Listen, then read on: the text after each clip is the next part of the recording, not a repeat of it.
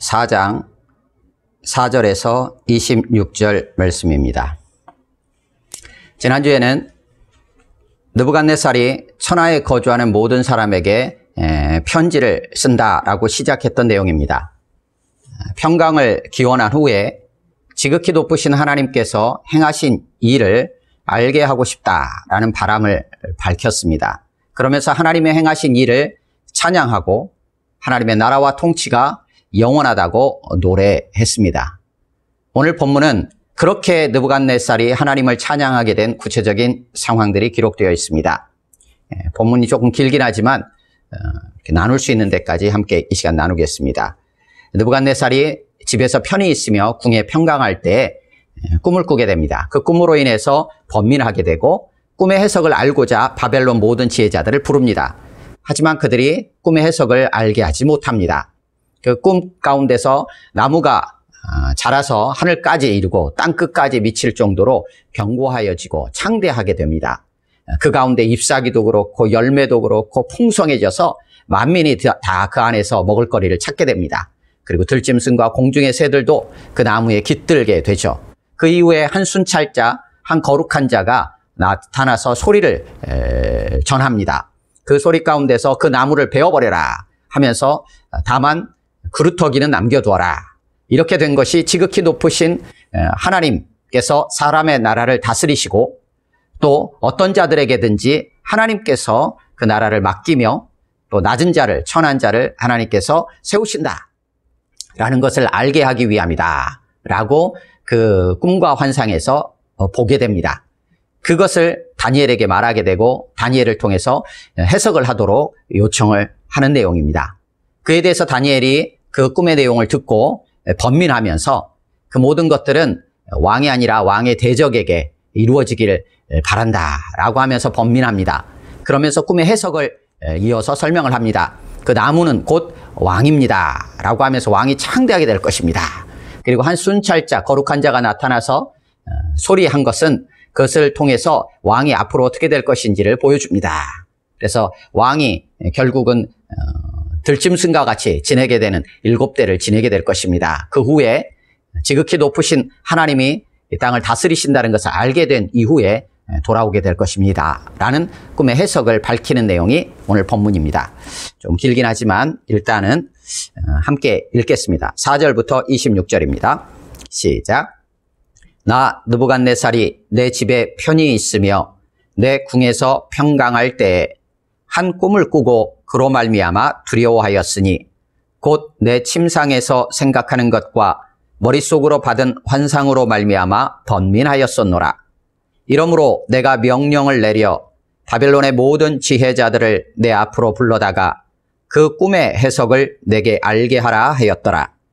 그때 박수와 술객과 갈대아 술사와 점쟁이가 들어왔으므로 내가 그 꿈을 그들에게 말하였으나 그들이 그 해석을 내게 알려주지 못하였느니라.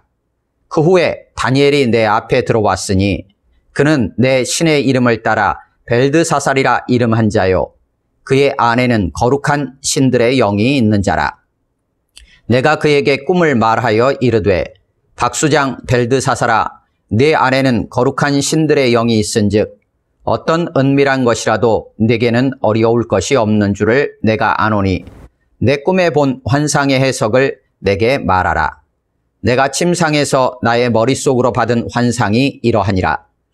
내가 본즉 땅의 중앙에 한 나무가 있는 것을 보았는데 높이가 높더니 그 나무가 자라서 견고하여지고 그 높이는 하늘에 닿았으니 그 모양이 땅끝에서도 보이겠고 그 잎사귀는 아름답고 그 열매는 많아서 만민의 먹을 것이 될 만하고 들짐승이 그 그늘에 있으며 공중에 나는 새는 그 가지에 깃들이고 육체를 가진 모든 것이 거기에서 먹을 것을 얻더라. 내가 침상에서 머릿속으로 받은 환상 가운데 또 본즉 한 순찰자, 한 거룩한 자가 하늘에서 내려왔는데 그가 소리질러 이처럼 이르기를 그 나무를 베고 그 가지를 자르고 그 잎사귀를 떨고 그 열매를 해치고 짐승들을 그 아래에서 떠나게 하고 새들을 그 가지에서 쫓아내라. 그러나 그 뿌리에 그루터기를 땅에 남겨두고 쇠와 놋줄로 동이고 그것을 들풀 가운데 두어라. 그것이 하늘 이슬에 젖고 땅의 풀 가운데서 짐승과 더불어 제 몫을 얻으리라. 또 그 마음은 변하여 사람의 마음 같지 아니하고 짐승의 마음을 받아 7대를 지내리라. 이는 순찰자들의 명령대로요 거룩한 자들의 말대로이니 지극히 높으신 이가 사람의 나라를 다스리시며 자기의 뜻대로 그것을 누구에게든지 주시며 또 지극히 천한 자를 그 위에 세우시는 줄을 사람들이 알게 하려 함이라 하였느니라. 나 느부갓네살 왕이 이 꿈을 꾸었나니 너 벨드사사라 그 해석을 밝히 말하라. 내 나라 모든 지혜자가 능히 내게 그 해석을 알게 하지 못하였으나 오직 너는 능히 하리니 이는 거룩한 신들의 영이 내 안에 있음이라. 벨드사살이라 이름한 다니엘이 한동안 놀라며 마음으로 번민하는지라. 왕이 그에게 말하여 이르기를 벨드사살아 너는 이 꿈과 그 해석으로 말미암아 번민할 것이 아니니라. 벨드사살이 대답하여 이르되 내 주여 그 꿈은 왕을 미워하는 자에게 응하며 그 해석은 왕의 대적에게 응하기를 원하나이다. 왕께서 보신 그 나무가 자라서 견고하여지고 그 높이는 하늘에 닿았으니 땅끝에서도 보이겠고 그 잎사귀는 아름답고 그 열매는 많아서 만민의 먹을 것이 될 만하고 들짐승은 그 아래에 살며 공중에 나는 새는 그 가지에 깃들었나이다. 왕이여 이 나무는 곧 왕이시라. 이는 왕이 자라서 견고하여지고 장대하사 하늘에 닿으시며 권세는 땅끝까지 미치심이니이다. 왕이 보신즉 한 순찰자 한 거룩한 자가 하늘에서 내려와서 이르기를 그 나무를 베어 없애라. 그러나 그 뿌리에 구루터기는 땅에 남겨두고 쇠와 놋줄로 동이고 그것을 들풀 가운데 두라.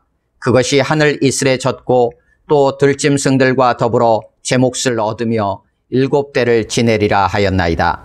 왕이여 그 해석은 이러하니이다. 곧 지극히 높으신 이가 명령하신 것이니 내 주 왕에게 미칠 것이라.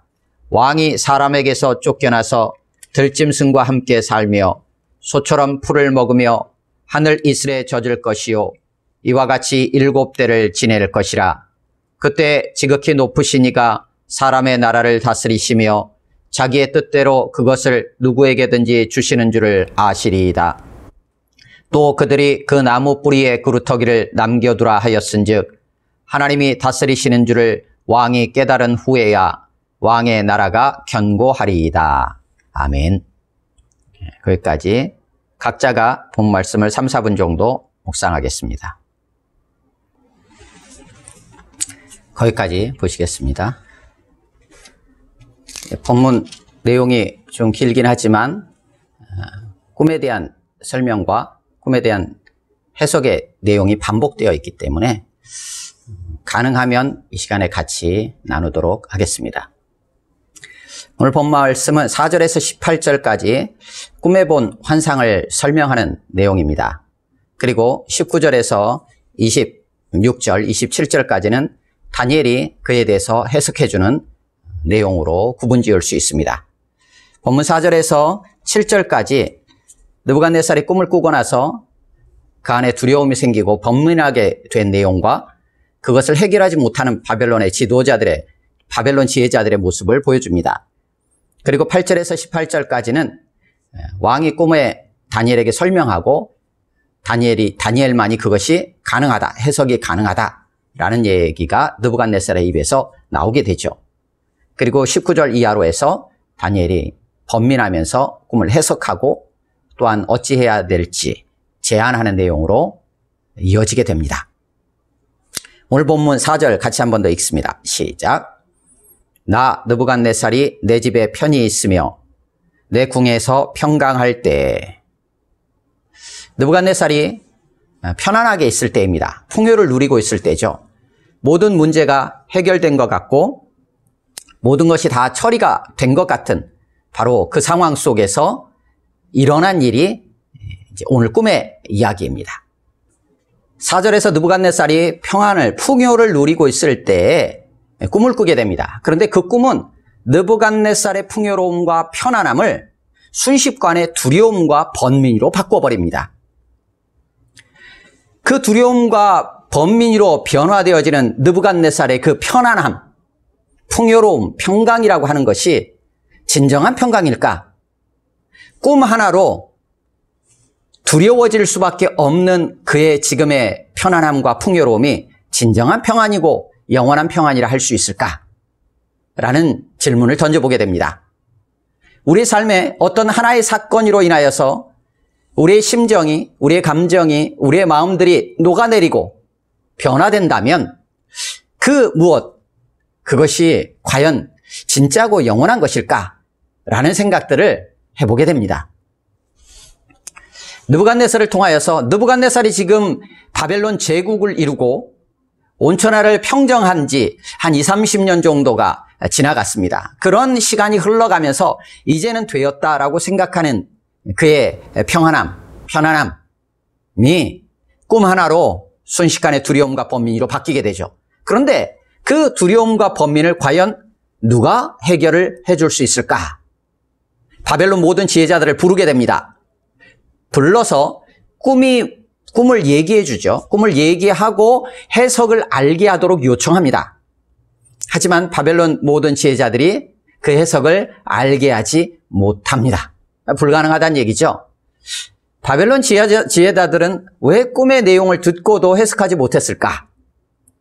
그냥 우리가 생각하면 우리가 그냥 꿈의 내용을 듣기만 해도 별로 좋은 일은 아니다 라는 정도는 알겠죠.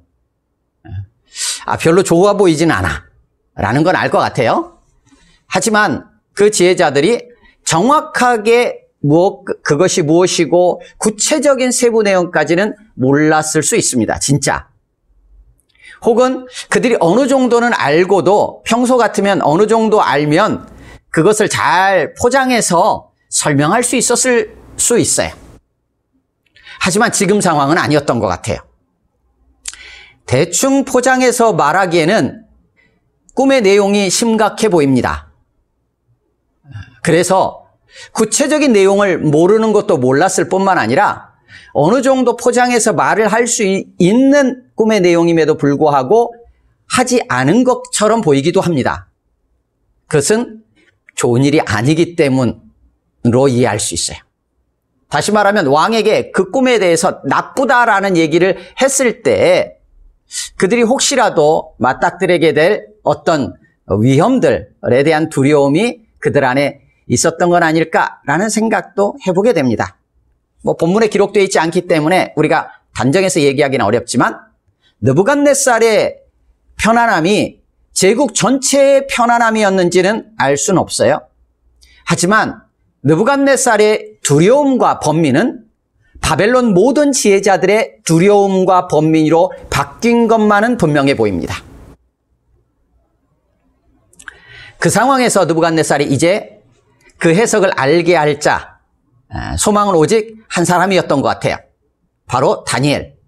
그래서 다니엘을 불러드립니다. 그래서 다니엘을 불러드리고 꿈을 설명하며 다니엘에게 꿈에 대한 해석을 하도록 요청하는 내용이 8절에서 18절까지 이어지게 됩니다. 그런데 8절에서 18절까지는 세 단락으로 구분할 수 있습니다. 8절에서 9절까지 다니엘을 불러드리고 그 후에 들어온 다니엘에게 해석하도록 요청하고 명령하는 내용인데 이때 다니엘에 대한 소개를 거창하게 합니다. 8절을 같이 한번 읽겠습니다. 8절입니다. 시작. 그 후에 다니엘이 내 앞에 들어왔으니 그는 내 신의 이름을 따라 벨드사살이라 이름한 자요. 그의 안에는 거룩한 자들의 영이 있는 자라. 내가 그에게 꿈을 말하여 이르되. 다니엘에 대해서 세 가지로 묘사를 합니다. 하나는 다니엘이라는 이름을 사용하고 두 번째는 그에게 바벨론 제국이 느부갓네살에 붙여준 이름 벨드사살이라고 소개하고 그 벨드사살이 바벨론 제국 느부갓네살이 섬기는 신과 관계된 이름이라는 것을 밝힙니다. 그러니까 자신들의 신과 관계된 이름이라는 거죠. 다시 말하면 모든 바벨론의 지혜자들이라고 할 수 있는 자들이 다 자신들이 섬기는 신으로부터 지혜를 받는다든지 혹은 그 신과 관련된다라는 생각을 해보게 되죠. 또 하나는 그 다니엘이 바로 거룩한 신들의 영이 안에 거하는 자다 라는 소개를 느부갓네살이 하게 됩니다. 그러면서 9절에서 벨드사살을 향해서 다시 한번 이렇게 말합니다. 내 안에는 거룩한 신들의 영이 있은즉 어떤 은밀한 것이라도, 은밀한 것이라는 것은 2장에서 느부갓네살이 꾸었던 꿈과 관련되어서 계속 반복적으로 나왔었던 그 사건을 기억하게 합니다. 어떤 은밀한 것이라도 내게는 어려울 것이 없는 줄을 내가 아노니 꿈에 본 환상의 해석을 내게 말하라. 그래서 8절에서 9절까지 다니엘이 들어왔을 때 다니엘 너는 가능하다. 왜냐하면 거룩한 신들의 영이 내 안에 있기 때문이다. 그러니까 그 해석을 내게 말해다오 라고 요청하는 내용입니다. 그리고 10절부터 17절까지 쭉 설명을 합니다. 꿈에 대해서. 꿈에 본 환상을 설명하죠. 그리고 나서 18절에서 다시 한번 다니엘에게 그 꿈을 해석하도록 요청하고 있습니다. 18절 말씀을 같이 읽습니다. 시작. 나 느부갓네살 왕이 이 꿈을 꾸었나니 너 벨드사살아 그 해석을 밝히 말하라. 내 나라 모든 지혜자가 능히 내게 그 해석을 알게 하지 못하였으나 오직 너는 능히 하리니 이는 거룩한 신들의 영이 내 안에 있음이라. 오늘 본문 안에서만 해도 다니엘이 어떤 인물인지를 설명해 주고 있어요. 그러니까 다니엘이 꿈의 해석을 할 수 있는 이유, 할 수 있는 근거가 어디인지를 분명하게 계속해서 말하고 있습니다. 8절에서 거룩한 신들의 영이 안에 있는 자, 9절에서도 거룩한 신들의 영이 거하는 자, 18절에서도 거룩한 신들의 영이 있는 자. 다니엘은 어떤 자인가? 거룩한 신들의 영이 그 안에 있는 자이기에 이 해석을 할 수 있다라고 느부갓네살은 이해하고 있습니다. 이렇게 된 배경은 다니엘 2장을 통해서 느부갓네살이 알고 있었던, 경험했던 다니엘이 있었던 것 같고, 세월이 지나오면서 곁에 다니엘을 두고 20, 30년이 지나는 이 시점까지 보아온 어떤 결론일 수도 있습니다. 느부갓네살의 입을 통해서 분명하게 드러나는 것은 다니엘의 능력이 뛰어나서 다니엘이 지금 이 꿈을 해석하고 있는 게 아니라는 사실입니다. 그거를 다니엘 스스로도 알고 있지만 느부갓네살 왕 또한 알고 있어요. 그래서 느부갓네살은 거룩한 신들의 영이 안에 거하여서 다니엘이 이 꿈의 해석을 할 수 있다라고 이야기를 하고 있는 것입니다. 오늘 본문에 계속해서 뒤이어서 뒷장까지 해서 계속 등장하는 단어들이 있습니다. 25절입니다. 25절을 같이 읽습니다. 시작. 왕이 사람에게서 쫓겨나서 들짐승과 함께 살며 소처럼 풀을 먹으며 하늘 이슬에 젖을 것이요 이와 같이 7대를 지낼 것이라. 그때 지극히 높으신 이가 사람의 나라를 다스리시며 자기의 뜻대로 그것을 누구에게든지 주시는 줄을 아시이다. 26절에도 이렇게 돼 있어요. 또 그들이 그 나무 뿌리에 그루터기를 남겨두라 하였은즉 하나님이 다스리시는 줄을 왕이 깨달은 후에야 왕의 나라가 견고하리이다. 오늘 본문에 굉장히 중요한 이 꿈의 내용, 아니 꿈의 목적과 관련되어 중요한 한 단어가 있는데 그것은 무엇이냐면 아는 것입니다. 안다. 그렇다면 알아야 할 것은 무엇인가? 그래서 안다라는 것과 관련돼서 6절에서도 바벨론 지혜자들을 불러서 꿈의 해석을 내게 알게 하라라고 요청을 했었죠. 7절에서 그들이 알려주지 않았다. 그러니까 알게 하지 못했다라는 얘기예요. 그래서 9절에 느부갓네살이 다니엘을 향해서 다니엘은 너를 안다. 네가 꿈의 해석을 내게 말할 줄을 내가 안다.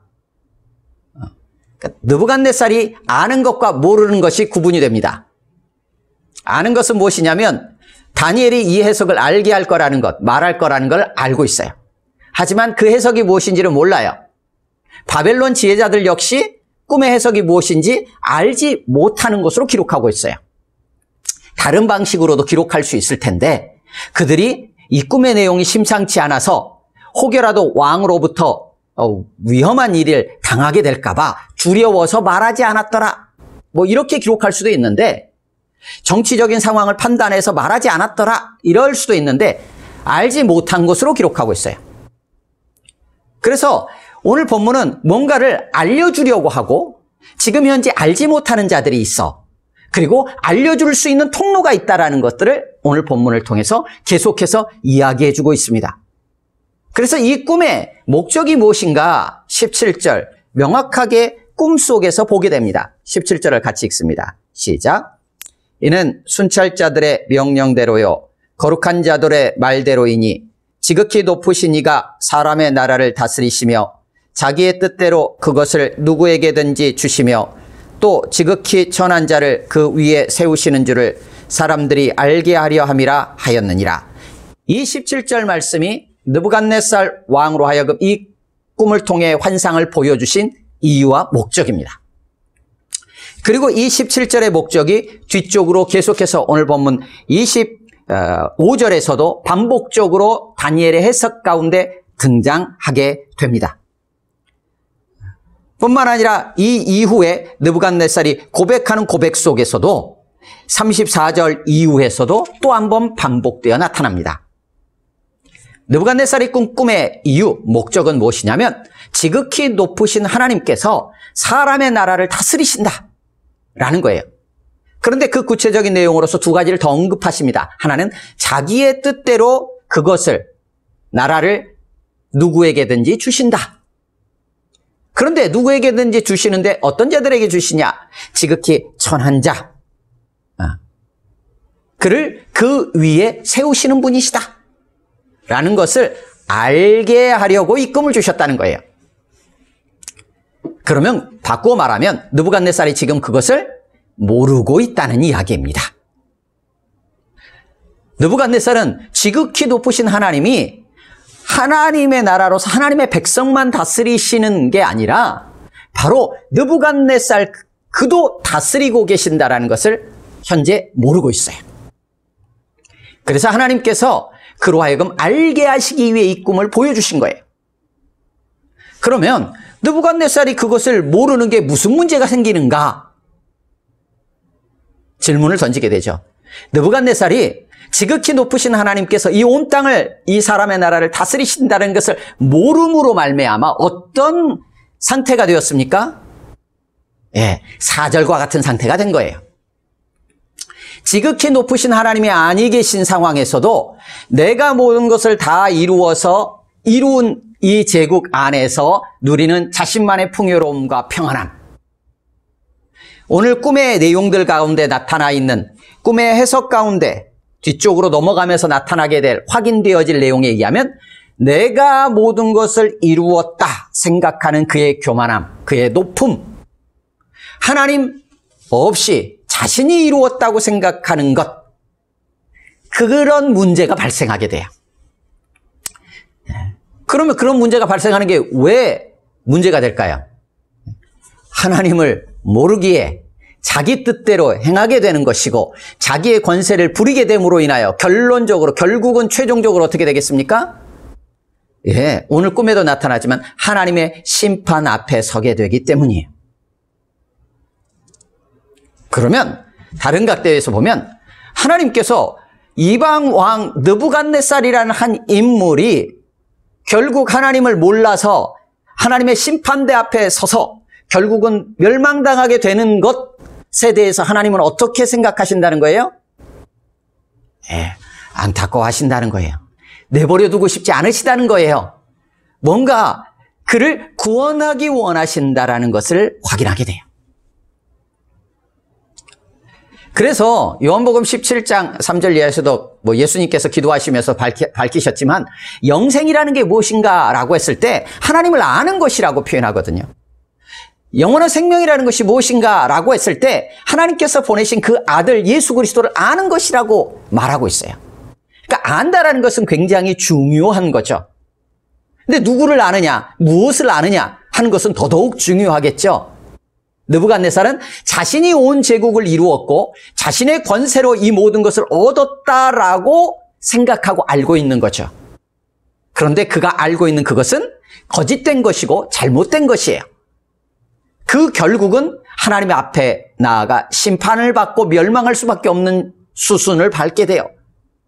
그래서 하나님은 그를 그대로 내어버려 두지 아니하시고 그로 하여금 진정한 진정한 진리를 깨달아 알고 구원에 이르도록 이끌기 위해 오늘 이 꿈을 사용하고 계신 게 아닌가 생각하게 돼요.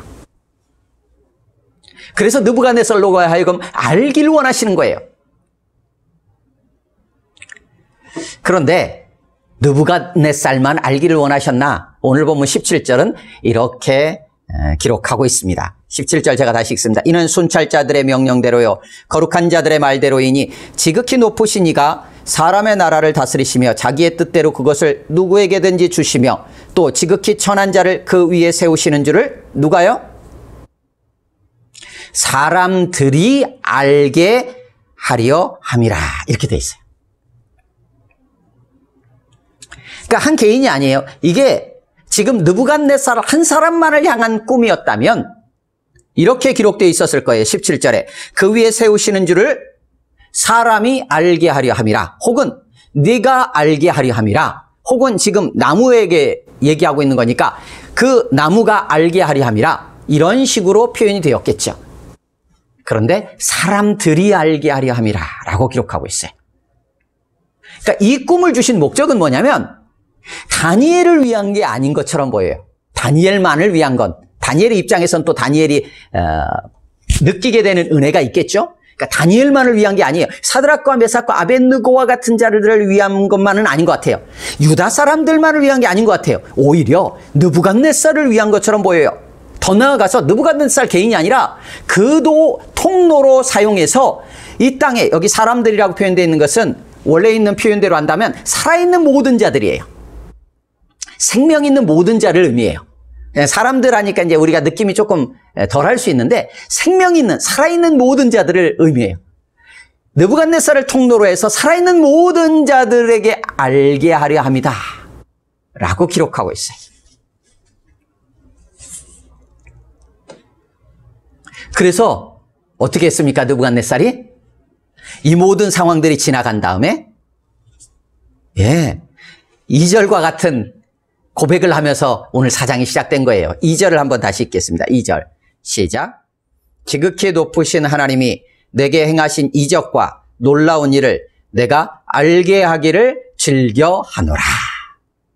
느부갓네살 개인만이 아는 거였다면 그가 알고 그렇구나 하나님 이런 분이시구나 라는 정도로 끝날 수도 있어요. 그 기쁨이 커서 알릴 수도 있어요. 하지만 17절 본문과 연결해서 이해한다면 느부갓네살은 이 꿈의 목적에 정확하게 반응하고 있어요.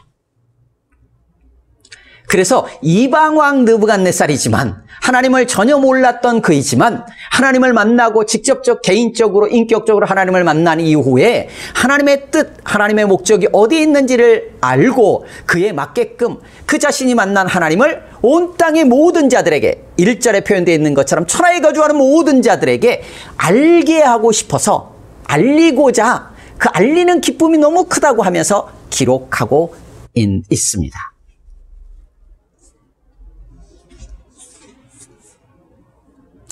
(17절에서) 이렇게 지극히 높으신 하나님을 표현합니다. 지극히 높으신 하나님이 어디를 다스리십니까? 하늘을 다스리신다 이렇게 기록하지 않아요. 그건 너무나 당연해 보이죠? 사람의 나라를 다스리신다 이렇게 기록하고 있어요. 다시 말해서 하나님 나라 백성들만을 다스리시는 게 아니라 하나님의 통치가 온 땅에 이 땅에 사는 모든 사람들의 나라를 다 다스리시는 분이 누구냐면 지극히 높으신 우리 하나님이시라는 것을 분명하게 보여주고 있습니다. 느부갓네살이 왕으로 있는 바벨론 제국 당연히 예외가 아니겠죠. 오늘 환상의 흐름은 이렇게 흘러갑니다. 10절에서 12절까지 느부갓네살이 본 나무에 대한 묘사를 합니다. 그런데 그 나무의 모습들을 10절에서 12절까지 쫙 보게 되면 대단해 보입니다. 땅의 중앙에 한 나무가 있어가지고 높이가 그냥 쭉 뻗어서 하늘까지 다 있고 땅끝까지 비치는 그런 묘사를 하고 있어요. 그러면서 그 나무가 그냥 나무로만 있는 게 아니라 12절에 의하면 잎사귀가 아름답고 열매가 많아가지고 만민의 먹을 거리가 된다는 거예요. 들짐승이 그 그늘에 거하고 있고 공중에 나는 새들이 그 가지에 깃들인대요. 육체를 가진 모든 것이 거기에서 먹을 것을 얻는데요. 엄청나죠? 그 나무의 모습이 대단한 영광이에요. 모든 생명체에 생명을 공급하는 것처럼 보여요. 10절에서 12절만 놓고 보면, 그러니까 바벨론 왕, 나중에 다니엘이 이에 대해서 그 나무가 무엇인지 22절에서 이렇게 해석합니다. 22절 제가 읽습니다. 왕이여 이 나무는 곧 왕이시라, 이렇게 표현해요. 왕이 자라서 견고하여지고 창대하사 하늘에 닿으시며 권세는 땅 끝까지 미치심이니이다, 이렇게 해석합니다. 이거는 하나님께서 이것들을 허락하셨어요. 사람의 나라를 다스리시기 때문에 느부갓네살에게 허락하셨어요. 하지만 느부갓네살 본인이 가지고 있는 생각이기도 해요. 나에게서 모든 자들이 다 먹을거리를 얻지, 생명을 공급받지, 내가 주니까, 내가 이렇게 제국을 이루고 다스리고 있으니까 너희들은 내가 주는 것으로 다 먹고 있는 거야 하면서 4절처럼 고개를 끄덕이며 제국을 바라보고 있었을 수 있어요. 그것을 꿈에 보여주는 거예요. 실제로는 느부갓네살에서 생명이 나가는 게 아니에요. 하나님에게서 나가는 거예요. 하지만 느부갓네살 자신의 지금 마음 상태를 보여주고 있는 것처럼 생각이 돼요. 그리고 나서 13절에서 14절까지는 한 순찰자, 그러니까 잠도 자지 않고 지켜보는 자라는 의미겠죠. 한 순찰자, 한 거룩한 자, 뭐 같은 자로 이해를 하시면 될 것 같아요. 한 순찰자, 한 거룩한 자가 소리를 내게 됩니다. 그 소리의 내용이 13절에서 14절까지 이어지게 되는데 뭐라고 얘기를 하냐면 14절과 같이 얘기요. 그 나무를 베어버려라. 그 가지를 잘라라. 그 잎사귀를 떨어버려라. 그 열매를 해쳐라. 그리고 짐승들을 그 아래에서, 새들을 그 가지에서 피하게 해라. 라고 이 거룩한 자가 외칩니다. 10절에서 12절과 같은 대단한 영광을 누리는 것 같았던 그 나무가 13절, 14절에 등장한 한 거룩한 자의 외침으로 인하여서 순식간에 그 영광이 최후를 맞이하는 상황을 지금 보여줍니다. 그런데 최후로 끝나는 게 아니라 15절, 그 뿌리에 그루터기는 땅에 남겨두라. 희망을 남겨둡니다. 그런데 그 희망이 어떻게 그 절망과 심판 가운데, 심판의 최후, 영광의 최후에서 어떻게 희망이 진짜 그 나무 가운데 찾아올 수 있는가? 그 과정을 16절에서 보여주고 있어요. 그 마음은 변하여 사람의 마음 같지 아니하고 짐승의 마음을 받아 7대를 지내리라. 7대라는 기간이 지나는 그 과정을 거쳐서 결국은 그 희망이 싹을 틔울 거다라는 얘기로 마칩니다. 다시 말하면 이 꿈은 이렇게 흘러갑니다. 자신이 생각하고 자신이 이루었다고 생각하는 대단한 영광 속에 사로잡혀 있는 자가 하나님을 모르고 있죠. 거룩한 자의 등장으로 말미암아 그 영광이 얼마나 헛되고 결국은 최후를 맞이할 것이라는 것을 보여줍니다. 하지만 단순히 그것으로 끝내는 것이 아니라 그에게 그루터기를 남겨서 희망을 보여줍니다. 그런데 그 희망이 진정 그 나무에게 참된 소망으로, 그에게 생명을 얻는 것으로, 영광으로 어떻게 다시 회복될 수 있는가, 그 과정을 보여주면서 꿈이 마치게 됩니다.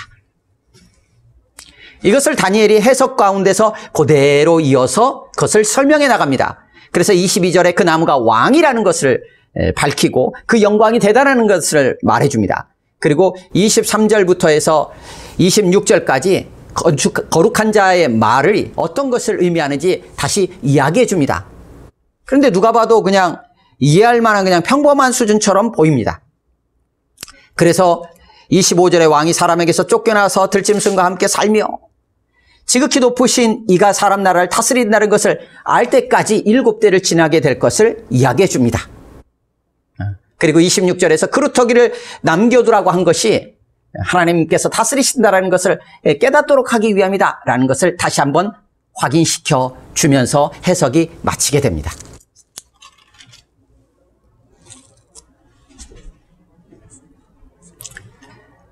우리의 삶에도 별반 다르지 않은 삶의 여정들이 흘러갈 수 있습니다.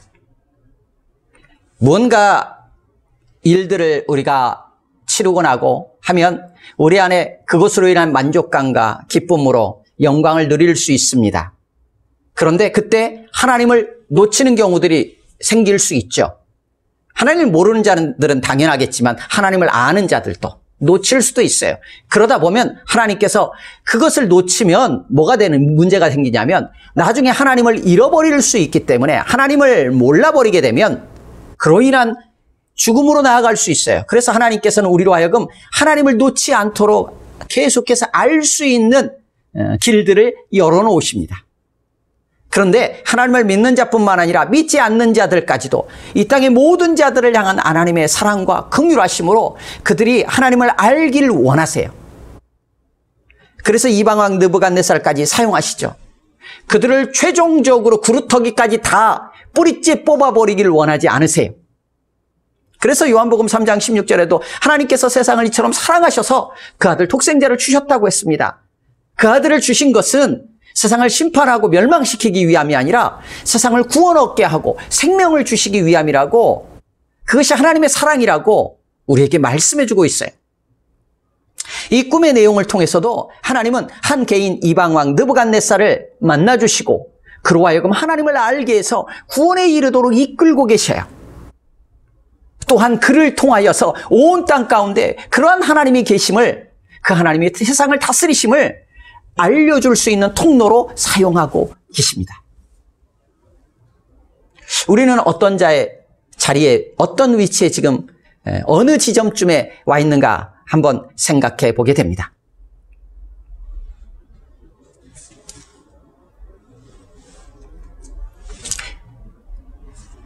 오늘 본문 다니엘은 이 꿈을 해석해 나가면서 지극히 높으신 하나님께서 느부갓네살로 하여금 이 모든 것들을 깨닫도록 안내하고 계심을 다시 한번 밝혔습니다. 물론 이 꿈에 나오는 몇 가지 이제 우리가 질문들이 나올 수 있는 상징적인 의미들은 있어요. 한데 오늘 본문에서 분명하게 해석하면서 밝힌 것, 거기까지 우리가 이해를 하면 될 것 같아요. 그러니까 그 나무가 왕이다. 그 나무가 창대했던 것은 왕이 지금 창대하고 하다라는 것. 그런데 거룩한 자가 나타나서 외친 것은 결국은 왕이 이대로 있으면 최후 심판을 맞게 되고, 그로 인해서 어떤 상황이 펼쳐지게 될 것인지 사람처럼 제대로 살지도 못하게 될 것이라는 것을 이야기해주고, 그런데 7대가 지나서 왕이 지극히 높으신 하나님을 깨닫게 되고 알게 되면 다시금 회복될 것이라는 이 내용이라는 것을 우리에게 해석을 통해서 알려주고 있기 때문에 그 선 안에서 이해를 하면 될 것 같아요. 다만 7대에 대해서도 여러 가지 의견들이 있기 때문이에요. 7대라는 게 7년을 의미하는지 7계절을 의미하는지 어떤 일은 7달을 의미하는지 구구절절 다를 수 있어요. 하지만 7이라는 숫자를 통해서 나타나는 것은 하나님께서 뜻을 성취하실 어떤 완성되어지는, 이루어지는 그 기간, 충만한 때를 의미하는 걸로, 하나님께서 일들을 이루어 가시는, 느부갓네살이 지극히 높으신 하나님을 알게 되는 그 때, 그 이루어지는 그 때를 의미하는 걸로, 그 기간을 의미하는 걸로 우리가 생각을 하면 될 것 같아요. 말씀을 정리하겠습니다. 오늘 본문은 느부갓네살이 꿈을 꾸고 그 해석을 로 인하여 두려워하고 번민할 때 다니엘을 통해서 하나님께서 그에게 앞으로 이루어질 그의 삶의 어떤 모습이 이루어질지를 알려주신 내용이에요. 그러면서 결국은 느부갓네살로 하여금 지극히 높으신 하나님이 어떤 분이신지를 알도록 이 꿈을 주셨다라는 것을 오늘 본문을 통해서 우리에게 보여주고 있습니다. 우리는 무엇을 알고 있고 또 무엇을 알기를 원하는가 한번 생각해 봤으면 좋겠습니다.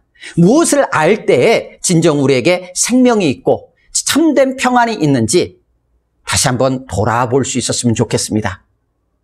지극히 높으신 그 하나님께서 우리만이 아니라 온 땅을 여전히 다스리고 계신 그 하나님이심을 우리가 분명히 알고 그 하나님만을 끝까지 붙잡고 믿음으로 나아가는 우리 모두가 될 수 있기를 주님의 이름으로 축원합니다.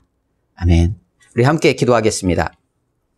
이 시간 기도할 때 오늘 말씀을 생각하면서 우리 자신의 삶들을 좀 돌아보면서 또 우리 자신이 어떻게 그 하나님을 알게 되었는지 그 과정들도 한번 생각해 볼 수 있는 시간이었으면 좋겠고, 또 우리를 통해서 하나님께서 알게 하길 원하는 자들, 또 그들을 또 기억하면서 기도했으면 좋겠습니다. 그리고 또 여러 상황들, 이 나라 시대적인 상황들 생각나시는 대로 이 시간 우리 합심으로 잠깐 1, 2분 정도 같이 기도하겠습니다.